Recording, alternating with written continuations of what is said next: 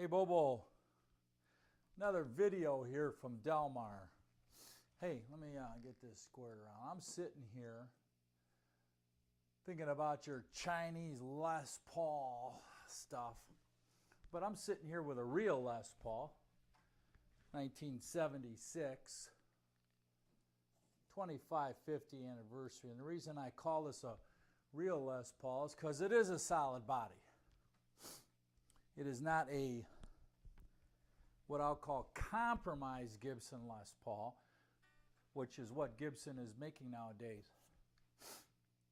They make a, starting in somewhere around 84, 83 time frame, the Les Pauls were weight relieved, which means they drilled a series of holes in the body to reduce the weight. That was happening on all the standards. I'm not sure why they did that. Maybe people thought they were too heavy or they were into some magic tone. Then somewhere around a 2003-4 time frame, they started chambering the bodies more precisely. So your standards are all what you're buying from Gibson as a Les Paul standard. Even the R8s and the R9s, the reissue 58s, 59s, are all either weight relieved or chambered. Now, to me, that is not a true Les Paul 58, 59, 60 time frame, or 52 to 60, or whatever you want to look at, because it's compromised. It's not how they were built.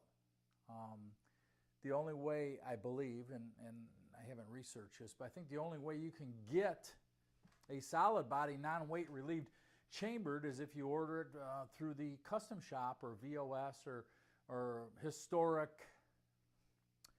I'm not sure what the term is. But, you know, when you talk about knockoff Les Pauls and how they sound and this and that and the other thing, none of the standards of today are built like they were back in the 50s. So you have forced the consumer to order directly from, or the company that makes them, Gibson, has forced the consumer to order, if they want one just like a 59, it has to be a historic model, which would be non-weight relieved. If they buy an R8 or an R9 reissue, they're weight relieved, or I should say chambered. It's one or the other. I think they're all, I think they're all chambered. However, the point is, I think they're not quite representing how the Les Pauls were built from 52 through the 60 time frame, or into the 70s for that matter, because they were all Honduran mahogany, solid-bodied, maple capped, carved, what have you. The other purpose of this video is to, all these people that say, oh, this Chinese turd is a hunk of junk, blah, blah, blah, blah, blah, blah, blah. Long story short, this guitar right here is a solid-bodied 1976, and you're going to get a chance to hear what it sounds like without any weird-ass distortion or any of that, because I think once you do that, sorry for the cold. Once you do that, any guitar is going to sound the same. I could pick up a Strat with all the distortion. It would sound like a single coil, but we're speaking specifically of double coil guitars, humbucking. If you're comparing humbucking to humbucking or single coil to single coil, they're all going to sound the same through all that processing. So what you're going to get is, right now, is a Sennheiser 906 mic offset on my Blues Deluxe. Volume's at, I'm looking 3, it looks like. A little bit of reverb. You're going to get a chance to hear you're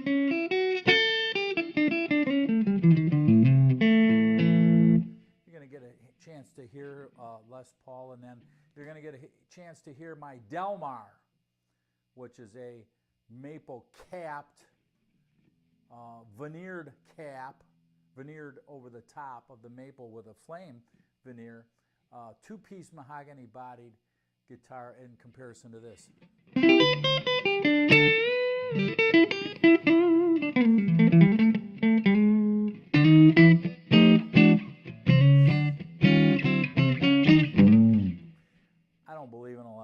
processing. But the other thing too, I'm not sure what pickups this guitar has, but they are much hotter than the 57 reissues that I put in my Delmar guitar. So just a few samples of.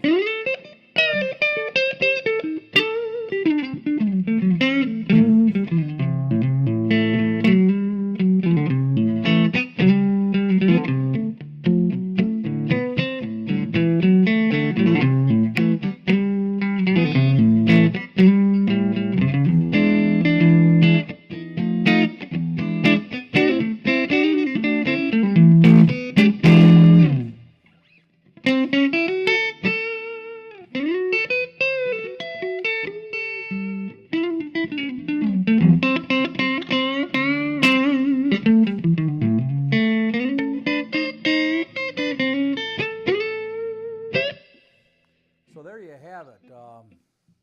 A real Les Paul. The other thing that's interesting about this one is it does have a 3-piece maple neck, so it makes this guitar even heavier. But again, it's a beautiful guitar. And hey, thanks to Bobo for letting me enjoy playing this.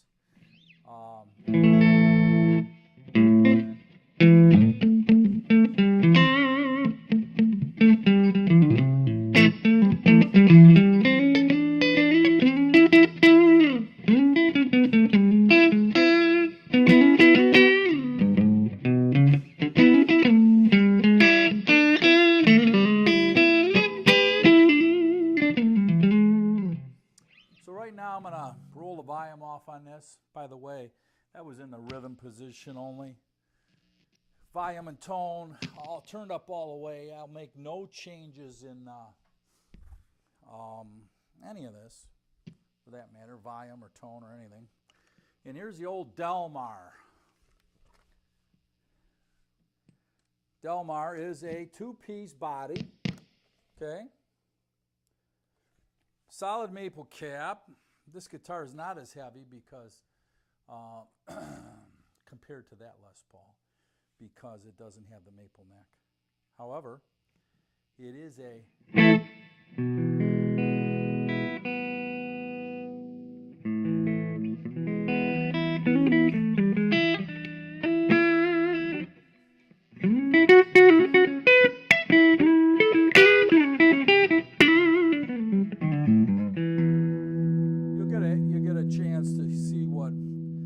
sounds like with, although it does have Gibson pickups. See there, Delmar. It's not a Les Paul. I made this guitar. It has Grover tuning pegs, which I believe adds to the sustain. Another thing that adds to the sustain is the torque of those nuts there to transfer the tone of the body. But that's another story. 257 non-potted, one without a cover, one with a cover. And again, no distortion.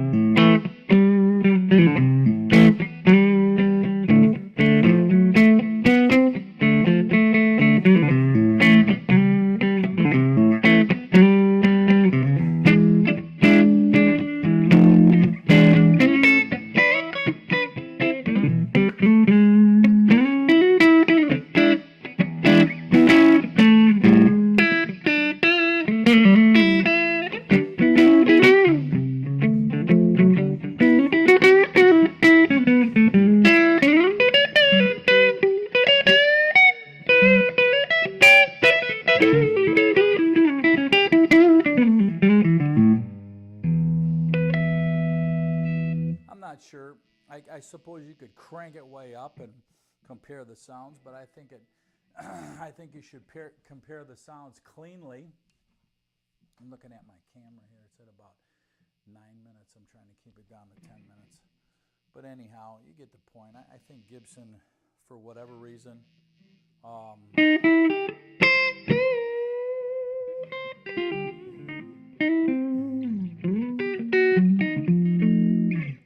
chose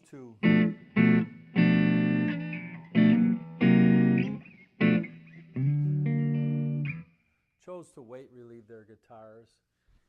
Maybe it was a PR thing. The customers were demanding that.